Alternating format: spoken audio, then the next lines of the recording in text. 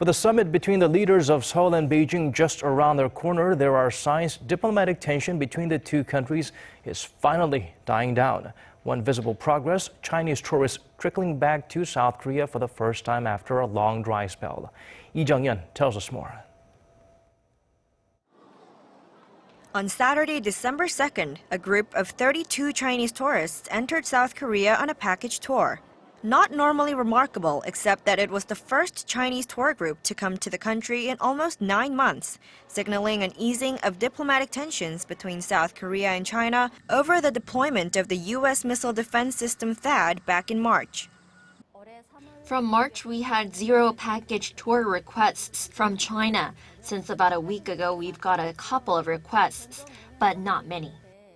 The number of Chinese tourists dropped some 61% on year, which is estimated to have cost the South Korean economy some $6.5 billion in lost revenue.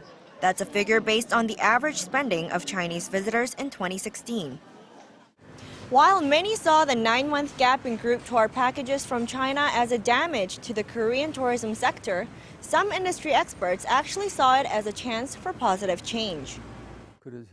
Since 2013, China had outpaced Japan to become the main source of visitors to South Korea, but most of them were on what we call package dumping tours, which are shallow, low-quality tours at low prices.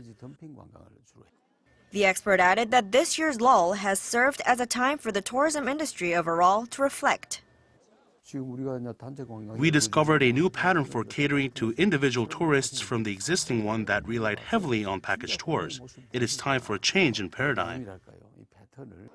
China's lifting of its ban on tours to South Korea is so far only partial.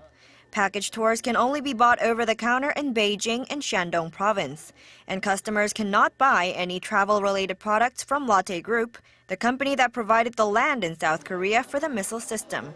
The Korea Tourism Organization agrees that it's too soon to say this partial resumption of tourism will have much impact, and that South Korea will have to continue to find new ways to reduce its reliance on Chinese visitors. Jeong-yeon, Arirang News.